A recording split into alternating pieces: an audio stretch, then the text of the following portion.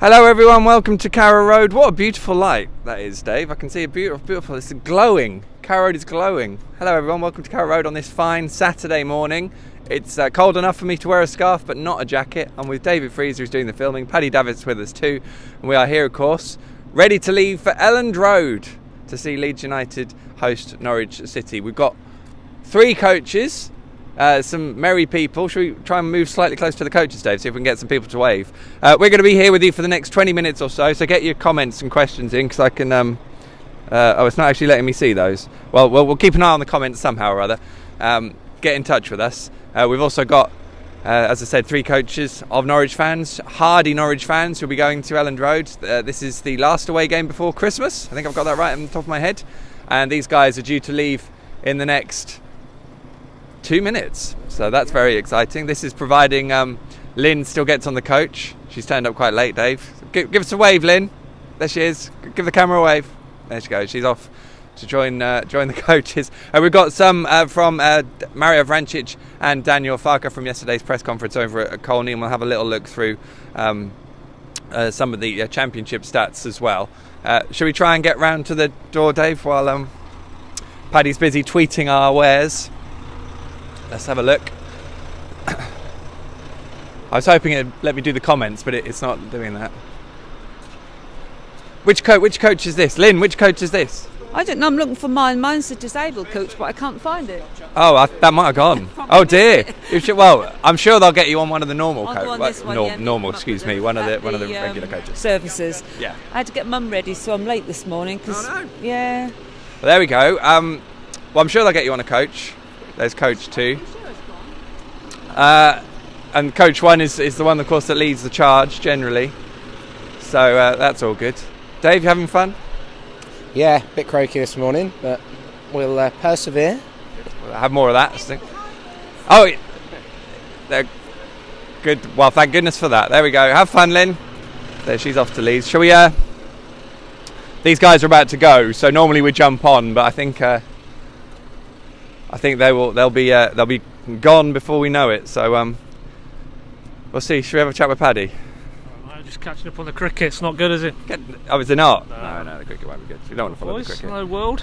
Yes, hello everyone. And there they go. Look at that. Perfect timing. Well, we did all this chat, didn't we, last night, Pad? But this morning, beautiful day. The sun's out. Beautiful day. Yeah. Feeling good about it?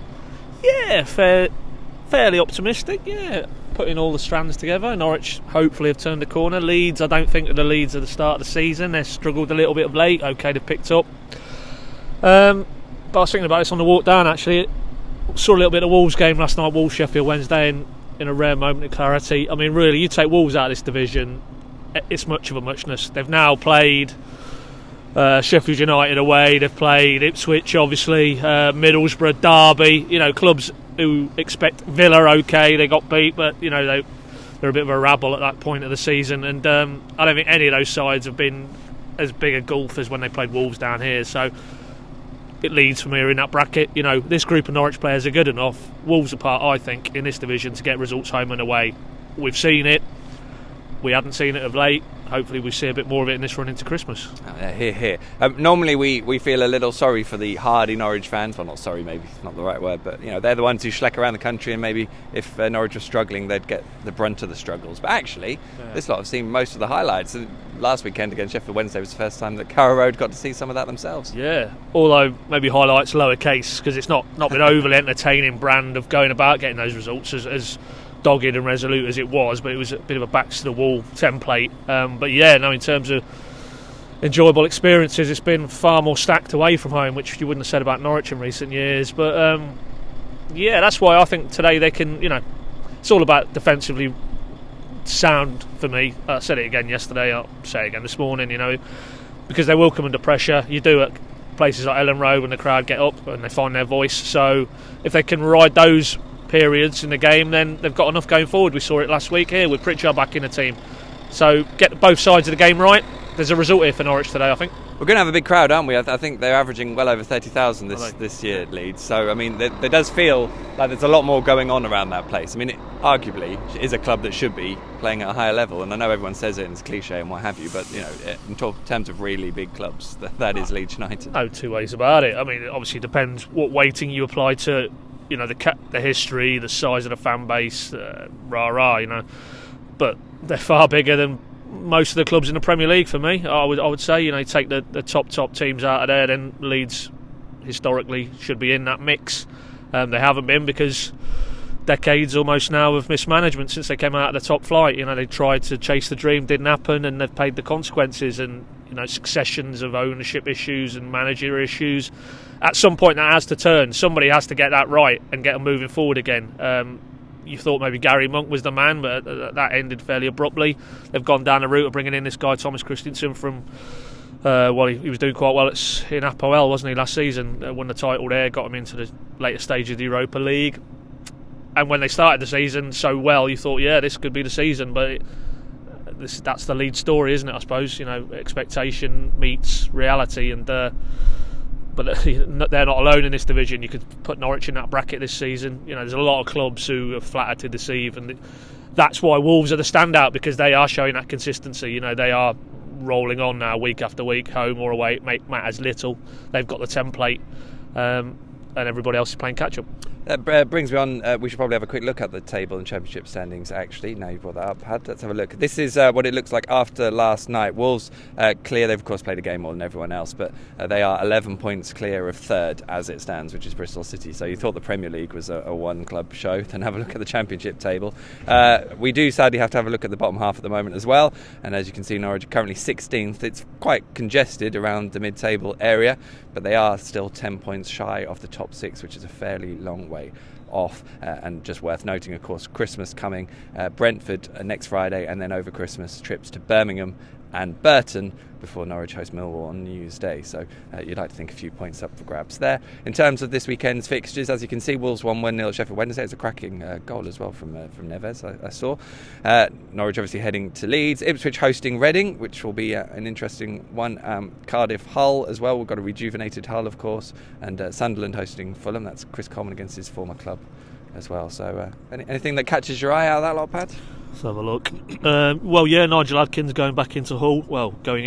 I think that's his first game, actually, Cardiff away. That's a meeting of minds, him and Warnock. So I think that could be decent. Yeah, Derby Villa, Midlands Derby there, that could be a bit tasty. But I think, it was a game last night for me. I thought Wednesday were decent, but as I say, a bit like Norwich down there, you can be decent and still can't lay a glove on this Wolves team. So I think they're over the hill now, and probably were for a few weeks, to be fair. It's nuts, isn't it? Because they did look sort of at that level, really, when they came down here, didn't they? Yeah. But as you said, it's kind of the rest of the clubs. Who would you think might drop out of that top six? Because it seems like Bristol City, who I think are probably going to be in there for the haul, and Villa, as you mentioned. I think the money they've spent, they should fit. They may well push Cardiff in the end. Who knows? Well, I might take issue slightly. I'm not quite convinced with Bristol City. Yes, they're to this point of the season, but they did that season or two past, didn't they? And they sort of faded again. So Sheffield United, can they maintain it? I don't know, but that's purely on the basis of when we've come up against them, and that's why it is very frustrating. You showed the table there for Norwich to be languishing in 16th when there's clubs, no disrespect in my opinion, but clubs with no better squads of players than Norwich have got orbiting the top six. It really does show to me that okay, fair enough, we know this is a work in progress transition, but if they had hit the ground running, I think they'd have been in and around it. Have you got one key man for this afternoon's game at Elland Road? Angus Gunn. Oh. Yeah, I think he might have to play well today, yeah.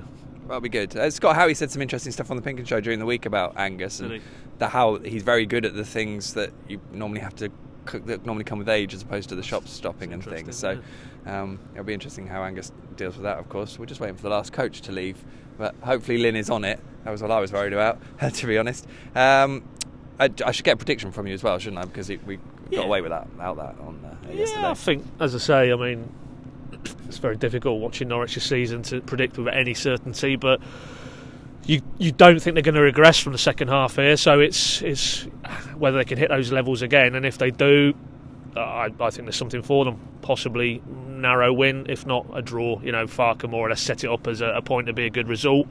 I'd agree with him, yeah, and then you can roll into the festive period in a little bit of confidence. Yeah, did you sense a little bit of I hate the word buzz, but they seemed in a good place, didn't they, yesterday? It felt like the win had maybe lifted things a little bit. Yeah, but to be fair, I never personally got the sense on that 7-8 games without a win that the mood had taken a massive hit. Yes, of course, you could see in terms of their play on the pitch there was a bit of a lack of self-confidence about how they were going about the task. But no, in terms of a group, I think Maddison's come out and said it, isn't he? It's one of the, if not the tightest dressing room he can recall in his rather young career to this point. But they do seem quite a tight group, and I think that's credit to Farke and his coaches. But ultimately, if they could get a few positive results, that would do wonders for the belief, wouldn't it? It would make a huge difference, wouldn't it? Well, we'll see if the coach is about to leave. That was what I was hoping to do. I sat at the end of season dinner a couple of years ago with the guys who volunteer for the disabled coach. They do a terrific job. I'm hoping that they'll leave. Well, shall we just see the VT? Let's do that instead. We did, of course, speak to Mario Vrancic and Daniel Farke at Colney yesterday. So let's see some of that right about now. It was easy to improve these things I had to improve. It was just like went back to the basics, just concentrate on easy things to win the challenges, play easy balls, share the balls, and with these things, my game can be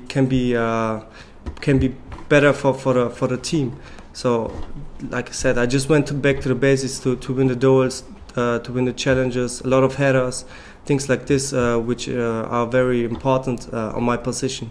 We need to find a good balance. 1%. We need to defend pretty well and pretty compact, and to put the offensive strength of Leeds away, because they have a lot of individual quality, especially in their offense. Yeah, but I think it's also important to create chances and ourselves to try to score. And I think that's especially this is an area we improved a lot, especially in the recent weeks. So we create a lot of chances in the away game at Cardiff. We created a lot of chances, especially in the second half. Against Sheffield, we scored 3 times in one half. And we're looking forward to score goals, not only to park the coach in front of our goal and then hope and pray a bit that we have a clean sheet and a 0-0, or sometimes a 2 times deflected shoot that we perhaps win with a lucky situation, 1-0 or something like that. It's also that we know that we are able to play really good football, and we are able to play even pretty good football against really strong squads, and that's what we're looking forward. So it's about to find a good balance between good defending, but also in creating chances and hopefully to scoring goals. Obviously 8 games without a win, but also a lot of players out injured. Was it almost looking around the group going, we've got to get this, we've got to try and end this run ourselves, because there's not really anyone to come in? Yeah, but like you said, so now the players are back, so sometimes it could a bit pressure from your competitor on your position could be helpful, and I guess everybody is happy that we have almost all players back. So the gaffer is happy. So it can help to improve your performance, to stay focused. Definitely. Thank you, Mario. Cheers. You're welcome.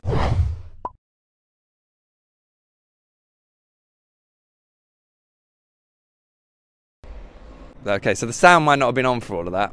Oh, okay. So sorry about that, everyone. But basically, everyone's made some great predictions, and someone wants it to finish 5-4. Chris Gates, with Norwich being 3-1 down at half-time, Norwich to come back and win 5-4.